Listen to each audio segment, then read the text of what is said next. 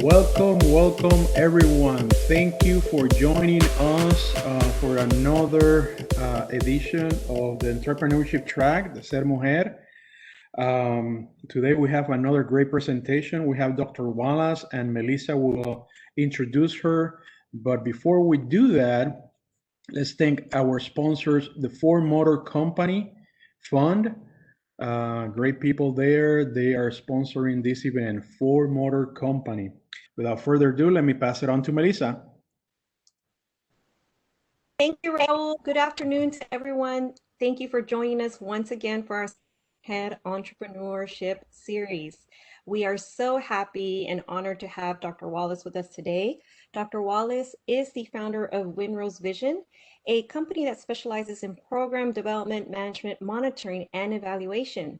Dr. Wallace is a serial entrepreneur, having started multiple successful businesses, and she conducts training throughout the country and does personal coaching to aspire Latinas just like yourself. And so if you have any questions for Dr. Wallace, please put them in the chat like Raul mentioned, and we will start. Dr. Wallace, how are you today? Doing great, thank you. Thank you for the opportunity.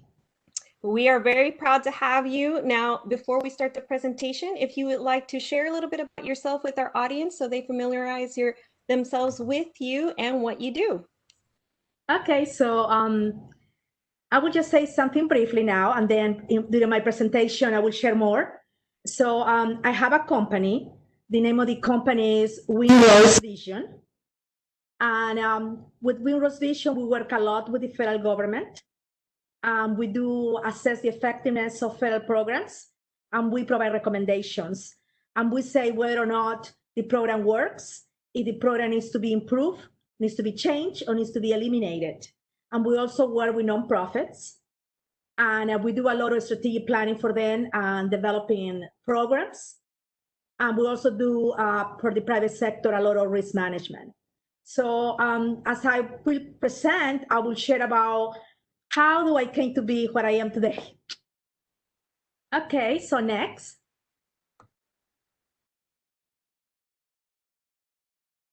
So I am from Mollendo, Perú. Es un pequeño pueblo en la costa. And I think when I look back and I think about my roots, I think it's the most important task that someone can do is go back to your roots and see what you learned and where you came from. So from Mollendo, Peru, that is a small town, I think the most important trait was the intellectual curiosity. My parents were teachers, are teachers, and they always gave me the freedom to do basically whatever I want in terms of reading and reading and reading. So I developed this habit of learning and learning. And of course, we have what many of your families have taught you, the hard work, the ethics, the honesty, the authenticity. Y también, ¿no? Que todo lo que uno aprende se debe enseñar. So I think it's very important that today I'm sharing something about what I do, and with your questions, you're also going to be able to share something about you.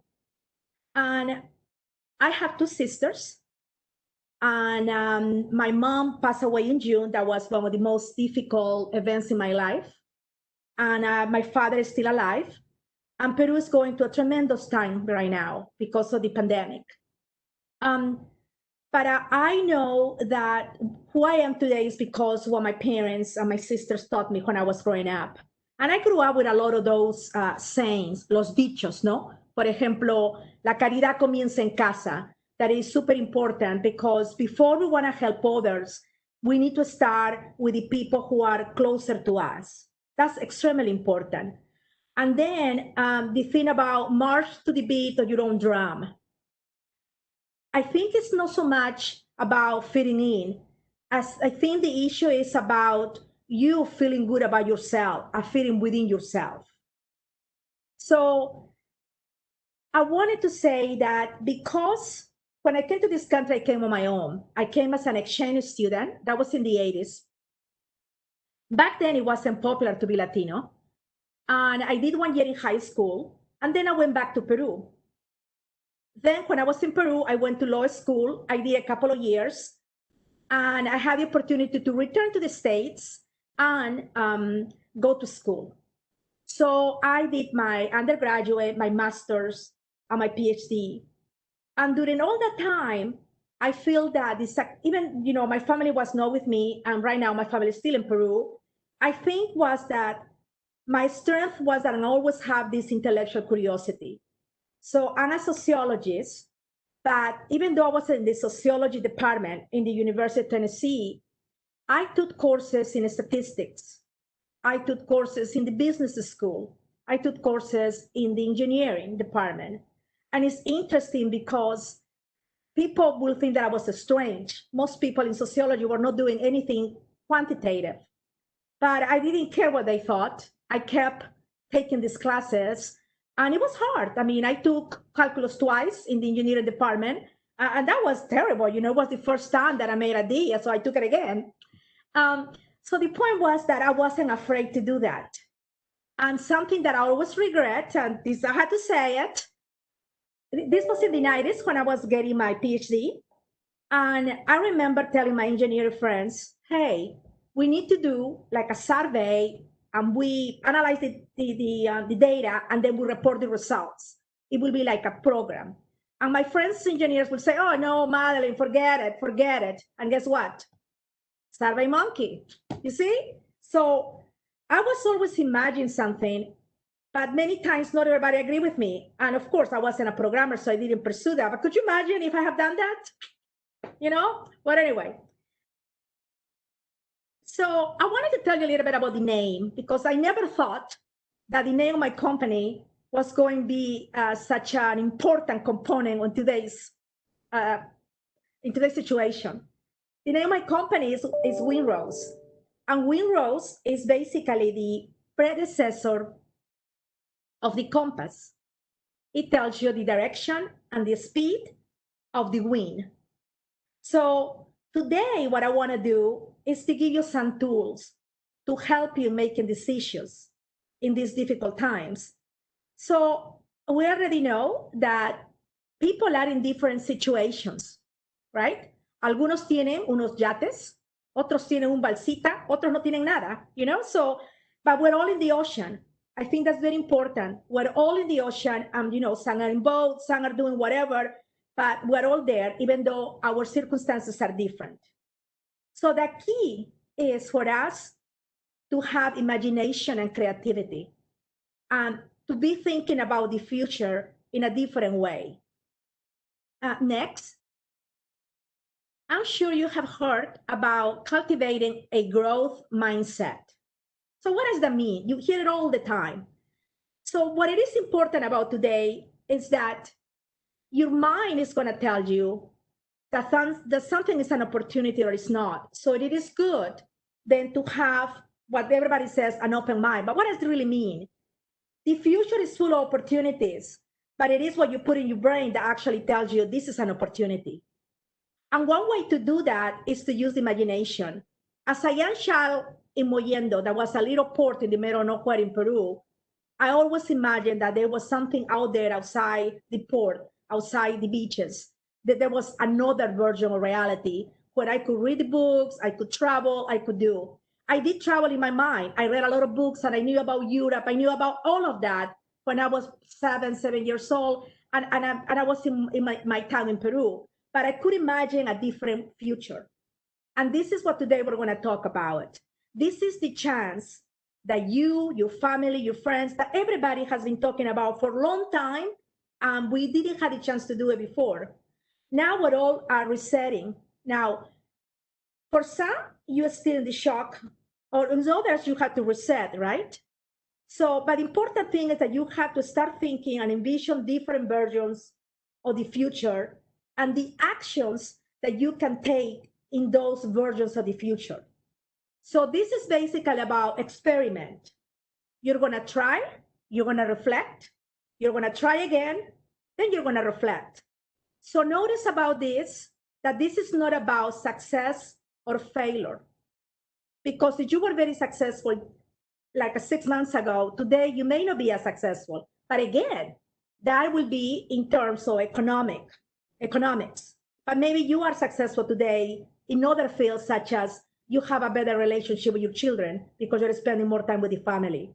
So the point here is that if you want to cultivate a growth mindset, you have to envision different types of futures. So let's go to the next slide. Next, please. Now, this is I'm sure you heard it, so I have to say it again, neuroplasticity. Our brain has many cells, right? Many neurons. But guess what? Research has shown that all those neurons, they reorganize, they talk to each other, they develop new pathways. Guess what? This is fantastic. So that means that we can change our behavior. That means we can adapt to new situations. That means that we can compensate for injury. This is one of the most incredible discoveries in science, that our brain actually can change. And these are physiological changes. Changes to the level of the neurons of the cell. Why do we care about this? We care about this because, yes, this is the time for us to exercise our brain and to adapt. And not only that, imagine something completely different to what we have today, because what is going to keep us current is going to be our creativity. And we already have it. Our brain can do that. But the key is what? You have to be learning new skills. But guess what? It's learning, but also repetition. So if you already heard these things before in other talks, fine. This is a reinforcement. So I welcome to my home today because I really want you to, even if you don't learn something new, I want to still for you to say, hey, I remember something. I heard this before. And that's what it's all about. We have to reinforce the good behaviors. We have to reinforce what we have learned in the past, or we can learn new things. Next, please. So this is something that it has shown that it works in terms of habits, right? People said that it takes 21 days. Other people tell you that it takes 2 months. And then some tell you that actually takes 8 months to develop a new habit. The reality is that it varies by person. But if you do something for 21 days at the same time, the same way, chances are that you're going to adopt the habit quicker. So this is actually a picture that I took. All the pictures in this presentation are the pictures that I took. But this one is important because wherever I go, I take my hand sanitizer. No matter, and I put it on the table so everybody can see it. Why? This is a unconscious behavior that is triggered by environmental clues. What do I mean? By putting my hand sanitizer on the table and telling the waiter and telling whoever is around me, hey, you better take care of yourself. You better be clean. It's a clue, but also for me. Now, in Virginia, there is a lot of wineries. And my husband and I, sometimes we really need to get away from home and we go there. And now they're doing different things, right? They're having a lot of, now it's because it's the field, they can have the seats, the space between people, tables. But again, I still put my hand sanitizer. So what I'm trying to tell you is that you need to be able to have environmental clues around your home when you go out in your outside in your car that will remind you something. In this case, could be your goals or could be just, to be healthy, to maintain social distance. Okay, next, please.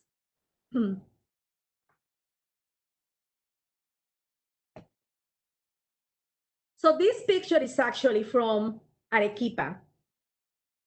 Arequipa is known as the White City in Peru because they had this volcanic rock, and that was a colonial city, and it's called Sillar. So we construct our own future. We do. Regardless of our circumstances, we have the power to make our own. Yes, actually, research have shown that we do have control. It's true, there are certain genetics, there are other factors, but we still have some level of control. And remember about the neuroplasticity of our brain. So what I'm going to talk today is one of the tools about scenario planning that helps you to think about the future. And it takes you to a series of steps to prepare you for possible futures. And the reason why it's important is that it's not a plan, it's not a forecast, because we are not predicting the future. So what happens nowadays is that all your strategic plans, all the business models, most of them are obsolete because we are living a new reality, right? And this reality is changing very rapidly, and there is a lot of uncertainty. So maybe in some fields there is more uncertainty than others, but in general, we have uncertainty. So this tool that has been used in the military and also with the big companies, and also I use it in Winrose in my company, it does give me a perspective and it helps me to be creative. And actually I think it's great for us Latinas because we are a culture that like to talk, right? We like stories. We like to tell our stories. So this is a way that where you develop a scenario and you develop a series of scenarios. And then you will start putting yourself in those. So let's go into each step. So next, please.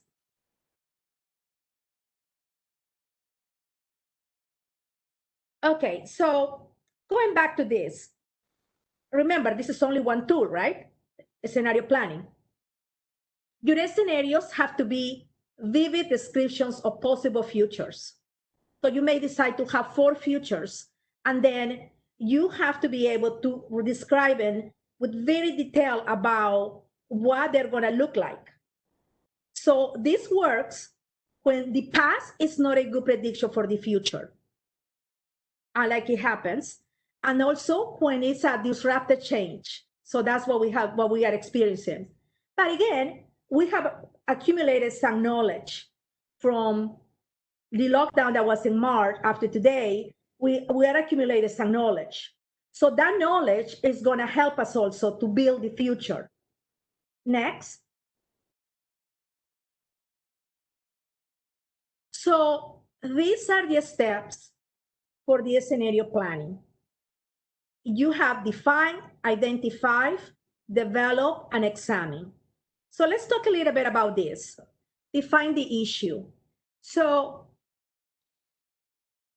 one of the things that is going on nowadays is that we have too many questions, right? So you say, oh my God, what am I going to do this? What am I going to do that? So in define the issue, right now, you have to identify the issue that is creating you the more problems, or the one that is the most uncertain. So let's say that you want to introduce something to your company, right? So you have to be specific about, if this is a technology, then you have to say, okay, should I introduce this technology? And the technology has to be specific. So that means you have to do a little bit of research. What I didn't put here is that at each step, you have to be able to gather information about it so that you can construct your scenarios. So when the second step is to identify the external and internal drivers, we are going to go a little bit to an example, but also the different factors. But the thing is that we are no longer, right? We don't live in isolation. So there are factors that affect your company, your business, or your career, or your family. And those are outside that you may not have control over those factors. Those are contextual factors that are external. And those factors, when they interact with the internal factors, they can become a problem. So you can develop different scenarios based on the combination of the externals and the internal factors. All of those influence the issue. So for internal factors is that some companies, especially small companies, of course, we're the ones that are more affected, because it's not that we have all this staff and all this money and all these resources to be able to immediately adapt. But what we do have is the spirit of entrepreneur, the spirit of innovation. So think about it again. You may not have a lot of people in your team, but you do have the brains of people, of 2 or 3, and that is what you can start with the innovation. And then once you have those and you have identified the data, because in order for you to identify what is external, what can affect your particular issue, you have to do a little bit of research. So this is what happens nowadays. Many times we based our assumptions on something that somebody told us in social media. I mean, and I'm actually one of those that also do that. But guess what? No, we need to go a little bit deeper. We need to go ahead and read whatever it comes in our mind, whatever it comes around us. Is about reading and always trying to maintain current in the line of business that you are. And the same goes for the internal factors. If you want to really get to know what's going on in your company or in your family, you do need to talk to people. And maybe sometimes you have to get somebody from the outside to be able to serve a facilitator. And then once you have all these different, I would say, factors that you have identified that are going to affect your issue, then is when you develop your scenarios. And you are going to see how those factors, they interact with each other and they create different futures, which means that you need a lot of creativity and imagination, and also you need a lot of data. And sometimes if you don't need data, you will say it is uncertain, so it can go in all directions. By doing that, not only you are changing your neurons too, right, in your brain, but also it's helping you to look at the same problem from different angles, different perspectives. And it's not just the pros and cons or something. It's that you're actually going to live in that scenario and you're actually going to say, what would you do in those circumstances? So when it comes something that is unexpected, you are going to be better prepared and equipped to be able to address it. And then after you do that, you can examine the choices and considering the different scenarios. Now, you can use the scenario planning in different ways. You can use it to make decisions. You can use it to get a greater understanding of some issues that are facing your company or you in your career. Or you can also use it just to as a planning tool. However, remember that the key here is that it's good to do it systematic. And you are not predicting the future. It's very different than forecasting. You are not predicting the future. You are creating different futures based on the combination of external and internal factors. And the other part that is important is that you are not creating a vision. We're not thinking about, this is what I would like to do in the future. We're not doing that. That is vision. That is not what it is scenario planning. Now, it could help you, but that is not the purpose if you want to use it effectively. Okay, so let's go to the next slide, please. Now, these are some external factors and some internal drivers or factors. Now, notice here that I haven't put every single one because it varies by industry, right? But there are some commonalities, and there are some that you will be able to get data easily. Like, for example, demographic change. That's something that you can get from the census. That's something that you can get in different sources. Now, consumer spending and consumer behavior is something that have changed. So, and that is something that probably you can go to the recent magazines and get some data about how people are doing. But guess what? We don't really know because like people were first at their homes and now they're going out and they're going to restaurants, but we don't know yet how much they are going to continue spending, for example, like going out. So there is still some level of uncertainty there. Now, think about the supply networks. If you were relying on certain products for some countries, and right now you cannot do that, so then that, of course, affects how you are planning your suppliers and what you should do. And of course, there is a lot of uncertainty too. However, you can have different scenarios for that. And of course, nowadays, everybody's talking about artificial intelligence. And people think about robots and they are going to actually replace humans. So my company does a little bit of artificial intelligence. We have done a little bit of machine learning. So let me tell you a couple of things about that. We are not at the stage where robots are going to replace humans. I'm talking about today, 2020. We don't know. Be quiet, because the machines, and I know this for experience, you teach the machine, for example, 20% you give to the machine that you have already coded, and you tell the machine, now learn from this. And the machine has to learn. But I tell you, it's only 20%. So that means that if you really want to teach the machine, you have to spend a lot of data, you have to give a lot of information, the machine has to learn, and then still, you need humans to be able to say whether or not what the machine learned and what the machine produced is actually correct. So the point is that yes, we're learning, but it's not like we're going to be behind. Because I have some friends that they're scared and they're saying, oh my God, am I going to get behind because all of this going on? Everybody's with the computer, everybody's of the cybersecurity, automation. No, because we are not there. There is still a lot of opportunities. There is still different methodologies for artificial intelligence, for machine learning, and we don't really know where it's going to be the most effective. Because I don't know, maybe because my generation, sometimes I really want to just talk to somebody instead of just talking to the machine, right? Or I still want to read a book instead of just using my tablet. So the other aspect is that remember that they are based, all of those models are based on data from the past. Well, guess what? Now we only have right now how much data since March, since everybody, we're in the lockdown and now people are coming out.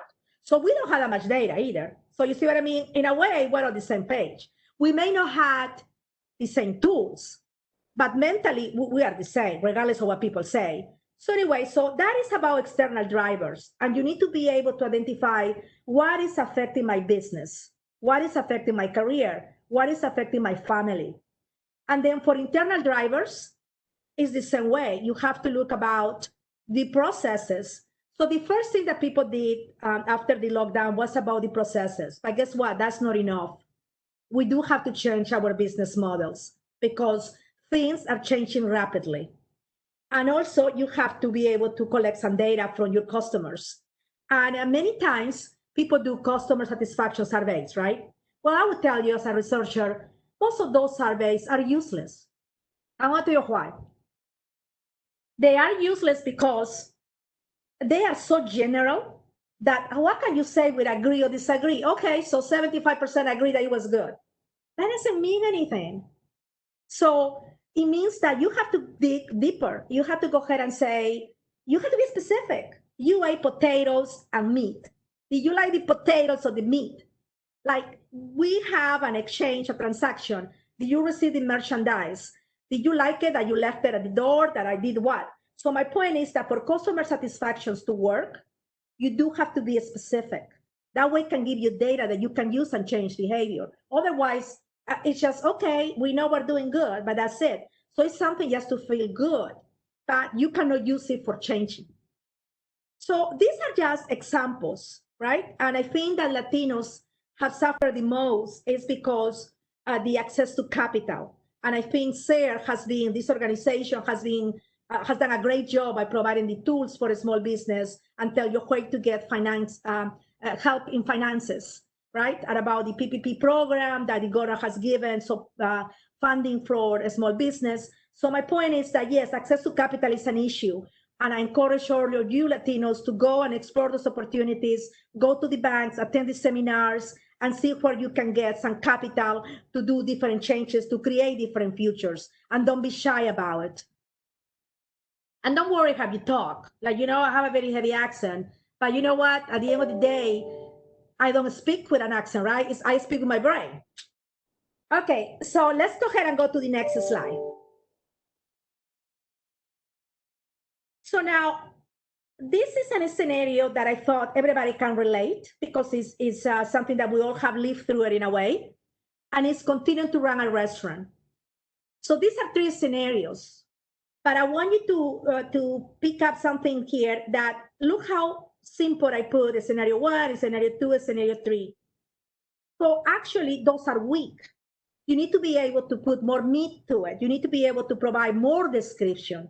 You need to be a very vivid description, like I say early on. Every time you are creating a scenario, you have to look at the local regulations and the consumer behavior, like you have the money or not. What were the restrictions? So once you have that, then you say, okay, so like in the first scenario was, okay, so it appears that I could take out. If I take out, I'll do delivery only. What I'm gonna do? So you see what I mean? So you put yourself in that situation. Then you go to scenario 2. So now you learn that, okay, so there's going to be reopen and there's a limited capacity for the next 6 months. Or you are planning that for the 6 months, you're going to go into limited capacity.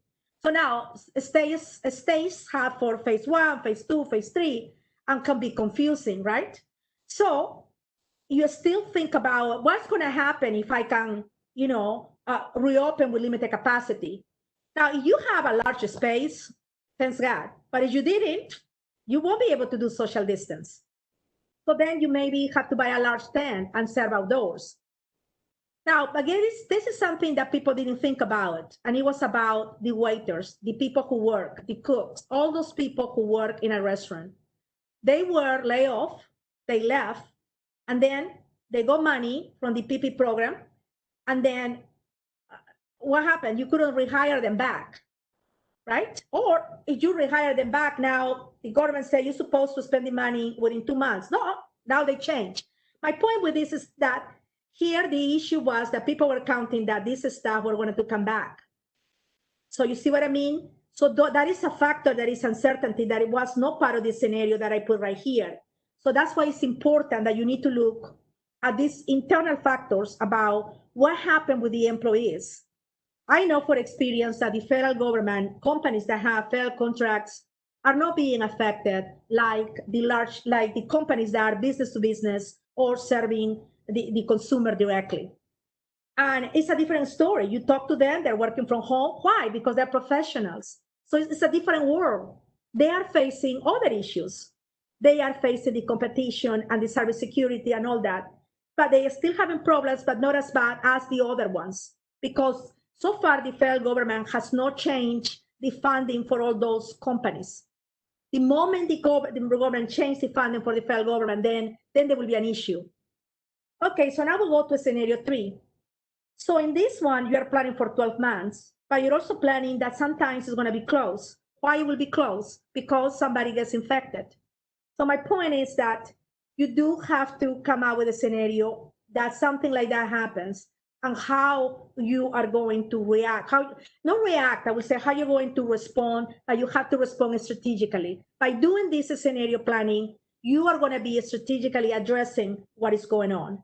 So in this case too, if you are very successful, because I have seen that now in many places around Virginia and North Carolina that I recently visited, some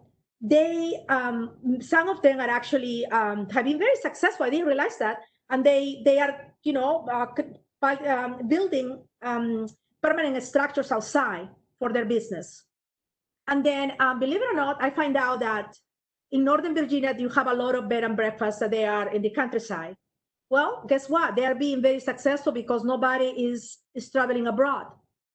So those small inns are getting all these clients during the week, in the weekends, and they didn't expect that when before nobody will go, or they will have only people in the weekends. So those are opportunities. They were not expecting that they were going to be affected like that. And also people want to go out. So you see, it all goes back to your circumstances, to your situation. Okay, so of course, you always have the option to pursue another business. Again, if you want to pursue another business, you do need to have in mind different factors. The same thing, different scenarios. Okay, so I'm looking at the time, so let's go to the next slide.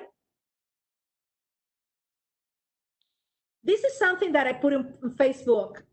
Nowadays, I limit my time on Facebook, but this is something that we all do. We not only hang around with people that think like us, look like us, but we also what? We say, yeah, it's right, because, we try to look confirmation for what we believe is right.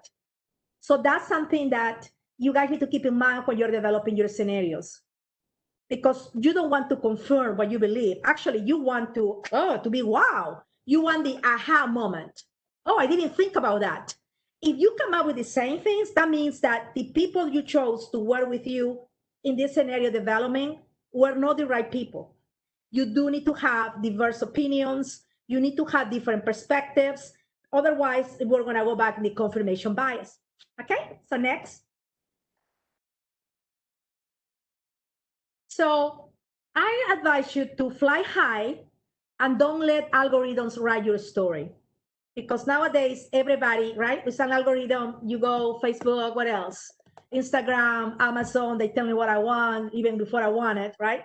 That's an algorithm who's telling you what you want. Well, no, you have to write your own story. So that's why you need to look at yourself and look at different futures for you, not the algorithm. Okay, so let's go next. So I wanted to show this, and this is about the Wright brothers. And actually, I went with my husband a couple of months ago, on July the 4th, I believe. Noticed that why I chose this is because the Wright brothers, they went to North Carolina, to this hill, and they chose the location because the winds and because of the sand dunes. And that's where they were practicing to fly with their glider. And they had to go up to that dune every day or every other day. And they needed the wind because they needed to know, how it was going to be the flying. But also when they landed, they needed to land in sand, that it was softer. So that's why they chose the place. But remember that the dunes change through the wind, right? But also they have to go to this hill. So think about that. They kept trying and trying. And they said that it was like being in the Sahara Desert. And so they needed to bring their own food. So think about how much work they did just to try what nobody could believe. And it was about flying. So then when you go to the top, then it's me there with a picture. I say, oh my God, finally I made it, right? But that's what it is. So you have to climb up the hill and then you have to do it again. And that's why it inspired me about the Wright brothers. Next. So this is something that I posted on Facebook, I guess, 2 years ago. And I guess, you have to take risks. That's basically. And if you really want to change your environment, you have to observe. And believe it or not, it's something hard for me because I'm a very outcome-oriented person. I focus on the results. But guess what? The pandemic is teaching me to pay more attention to the process, because right now it's the process what is important, since we don't know sometimes what is going to be the destination. So your process is extremely important. And in order for the process to work, you have to observe and you have to look at things like it's the first time you are looking at them. And it could be very challenging because when we don't pay attention to details, we lose the essence of things. Next. So basically, here it is. This is my contact information. And como dije aquí, despidiendo el pasado, tenemos que disfrutar el presente y tenemos que darle la bienvenida al futuro, y un futuro que es el que tú creas, the future that you are going to create for yourself, for your business. So, okay. I hope you can put in practice something of this. So I'm open to any questions. Thank you so much, Madeleine. I loved the presentation. I know I looked at it before, but having you talk over it is very impactful for a lot of different reasons, not just for business purposes, but also personal. The planning and planning on top of planning. During this time, the people that did not have a plan B or a plan C are really struggling, like you said. And we are here trying to bring resources, bring ideas, bring speakers like yourself to give them creative ways of thinking outside of the box, thinking outside of what has been normal, because we're living in in very uncertain times. Now, throughout your presentation, you mentioned a lot about, plan A, plan B, plan C. Can you give us more ideas of how we can collect data for different planning? Yes. So something that is important is that when you're creating the scenarios, it's like you are putting yourself into those scenarios. So how you collect the data is that, like, you have let's say that you want to introduce um, a new technology in your business, right? Like 3D. Right now, they're doing a lot of 3D, right? Technology in your business. So basically, you have to find out everything about the 3D technology and see how that particular is going to affect the people in your organization. So those are the internal drivers. Who is going to be more affected? The professionals, the people at the staff, the front line, who's going to be affected? And then you create a scenario by saying basically this is, so it's more than planning in that you say, okay, I'm already there and now I have the 3D technology. What I'm going to do? What's going to be the problem? Maybe you bring the technology, but you didn't consider that right now, like developing the mask, a lot of people use the 3D technology for the shields, for the face. But guess what happened? There is a moment in which it becomes saturated. So it becomes saturated. You have to say, okay, so one issue could be that now the markets are already full of those, or selling masks, so everybody's doing that, or selling hand sanitizers, everybody's doing that. So you have to say, okay, so what happened in that scenario? That I introduced the technology, I introduced that, but now everybody's doing it. And then you say, what can I do? And then it's when you say, what I can do is this, this, and this. So basically, you develop all the circumstances, and then you get the data. So you can get data that it is, as I say, the Census Bureau, the data that is online from credible sources according to your field. You can get data from the Chamber of Commerce, and also you can do what is say.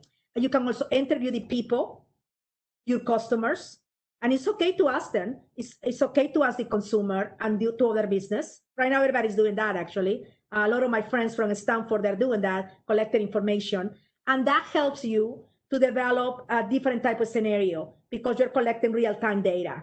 So the idea is that you make decisions based on what you know at that time, and then you try to see how things are going to work out.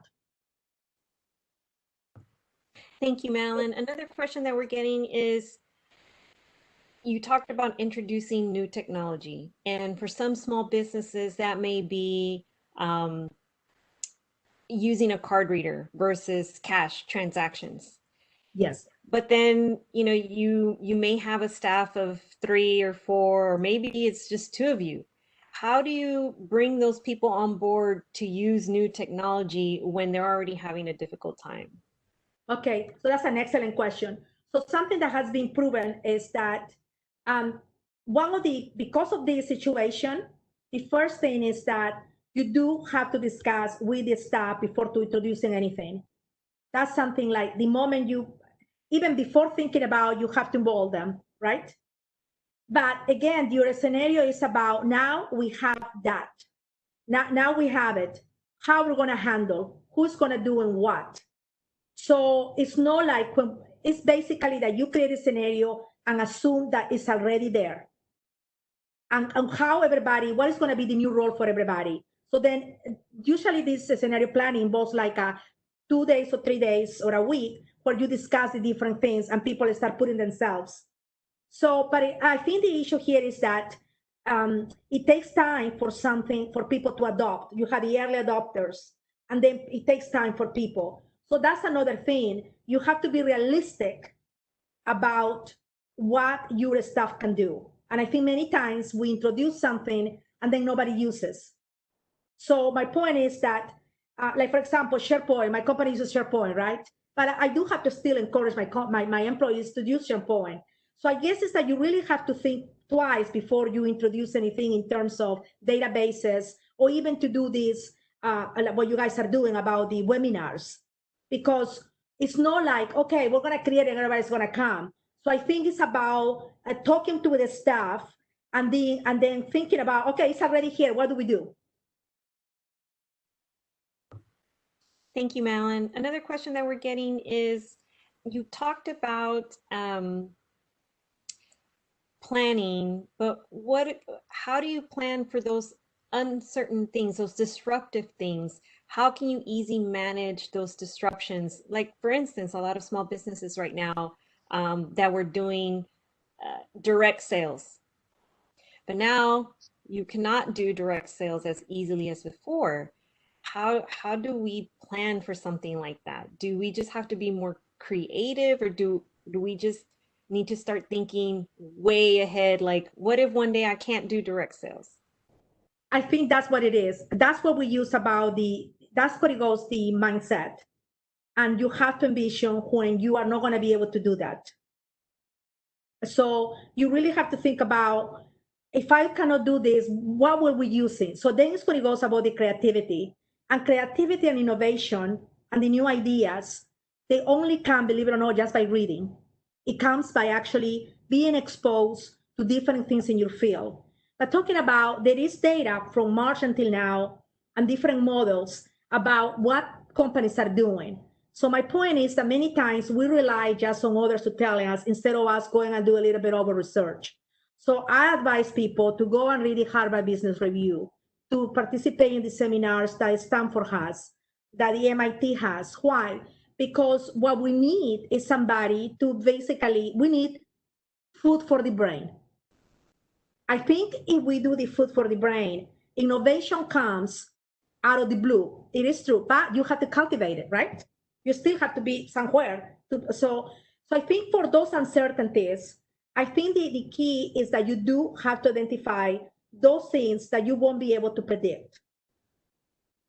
Because you are trying to say what is going to be the uncertainty. So once you know what are those things, that those are the triggers, what are the factors that are uncertain, then you know, okay, if this happened, this is what I'm going to do. Because since we cannot anticipate and predict, we have to identify. So maybe that's the way to think about it. We cannot predict the future, but we can identify what it is uncertain and how it's going to affect us. And maybe that's the part that we tend to forget nowadays, those things that are really are going to affect us. Because, right now there is no cash transaction, right?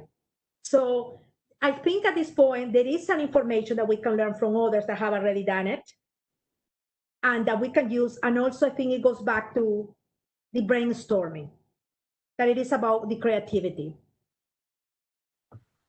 Thank you, Madeleine.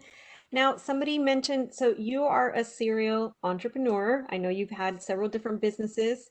During this time, you suggested, if this current business doesn't work during these times, how do we begin another one? Or how do we start thinking of a new business? How did you start thinking about every new business that you were involved in? Okay, so one was circumstances. I was in Tennessee and I moved to Lake Charles, and I started working in the field, and I realized that in nonprofits that really needed assistance, and so it kind of that it came there, right? But something that I did in Lake Charles, Louisiana, that was a small town, I did a lot of volunteer so that I could learn more about the community, and that helped me to actually see the needs.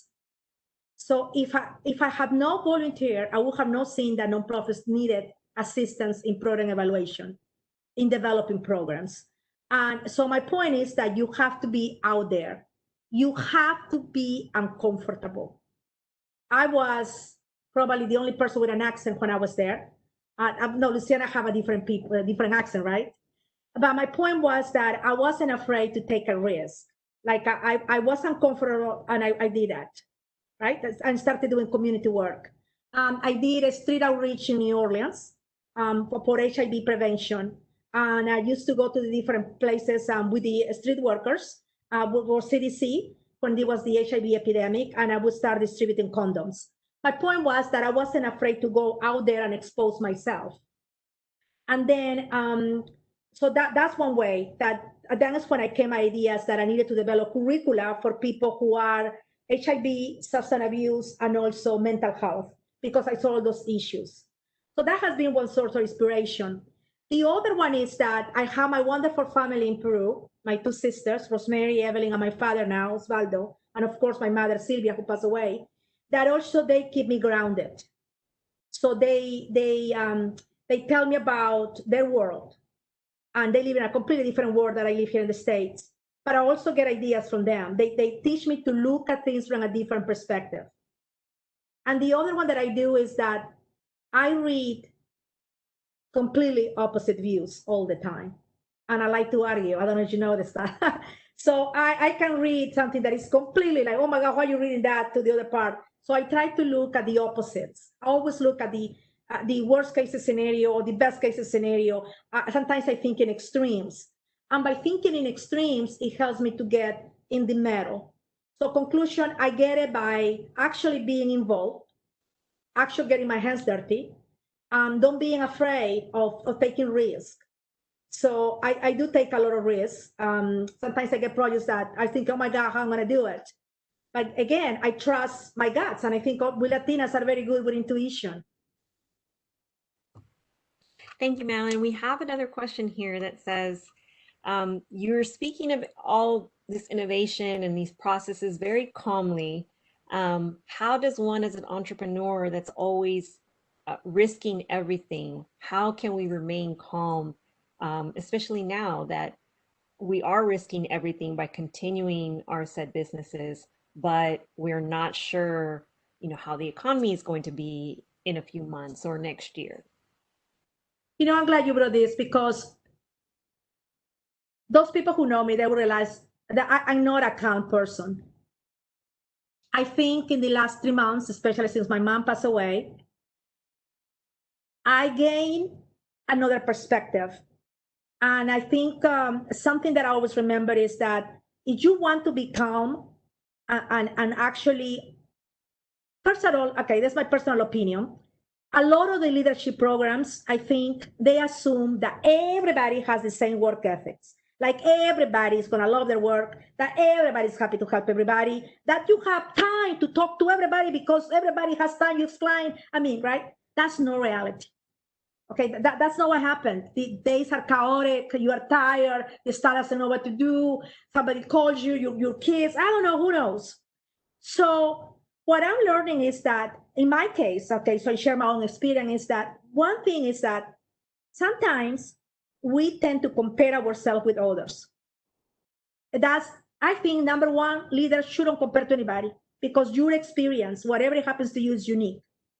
You are living your own life, you're creating your own future. So number one, do not compare your business with others. Do not compare yourself with other entrepreneurs. So if you eliminate the comparison, then you're in good shape. You compete with yourself. You don't compete with the others. So that means you don't look at social media, or you limit your amount of social media. And the other one is that every entrepreneur that I know, they say they're doing well. So I'm not that kind of person. So guess what I do? I don't bullshit. Sorry my language, but I don't. Sorry. I don't. I just try to avoid those where I'm going to talk about nothing. So I'm not the kind of, like, I just be talking about nothing. You're going to brag about something that's not going to be important to me. So I think that's what you need to do. Don't compare to anybody. Limit your social media. And the other one is, like, you do not have to be everywhere. It's okay at this time that you are not everywhere, that you are taking your time.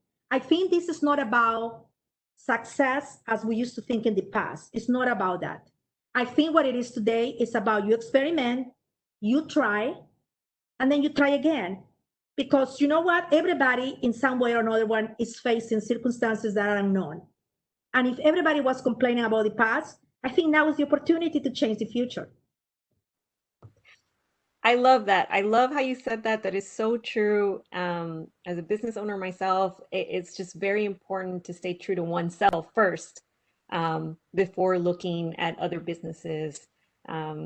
We have another question that came in here. I know we're cutting close to time, but you mentioned social media. How do you stay, as small businesses trying to be out there now online, how do you stay positive through your social media and creative while still trying to limit yourself with the kind of exposure that you have to others that are posting? Okay, so one of the things, I think that there are tools. I think Facebook tells you how many hours you are. So I think you put limits. That's in the morning, you don't check social media. As soon as you wake up, you don't do that. You don't check emails, you don't do anything. You try to do what you need to do for yourself. You put limits. But the other one is the fact that, why are you using social media? If your business needs social media, do it. Otherwise, I don't think we should do it. So I don't know why. So you see, like in my case, the government is not going to look for me through social media. See what I mean? The government is not going to do that. And non-profits are not going to do that either. So my point is that you have to see what is the purpose. Are you showing, and now if you're going to be compassion, you have to think also about compassion.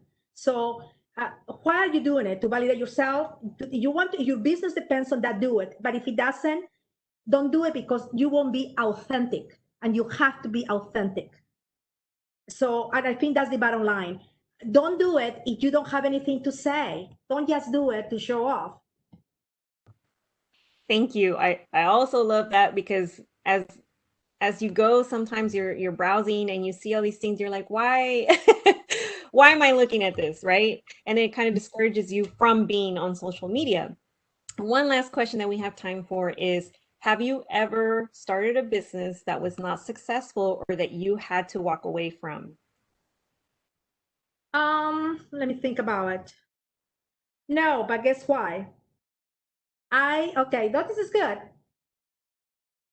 I feel like I'm an intellectual, right? So the business I created were using my mind. So it was professional. It was something like, okay, so I think I was very clear about that. And also my experience in the government, because I used to work for the government. So I think I rely on my own strength. However, sometimes I think, oh my God, what if I have been on sell, because I sell ideas, I don't sell products. You see? So I think if I'll be in the business of selling products, then probably I will fail on that, because that goes beyond what my expertise is. Thank you, Madeleine. And just one last thing, since you're talking about strengths, can you advise our audience how to better tune in, zone in, focus on strengths like you have, where you know that you're better at selling ideas and not products? Okay, so I think every night before you go to bed, you need to write down and say, I am the most important person in the world because I did this. So I'm the most important person because I help my sister. I talk to my son. Why? Research shows that you have to do little by little. You have to talk to yourself every day and have something positive about yourself, or you have to be grateful. So I would say that a couple of months ago, I would have not say that advice. I would have said, you read, that's what you do, you read. But no, I think you have to feed your spirit. And the only way to feed your spirit is by talking to yourself. And usually it's in the morning or at night. Thank you so much, Madeleine. It has been such a pleasure to meet you virtually, to hear you speak, to look at your presentation.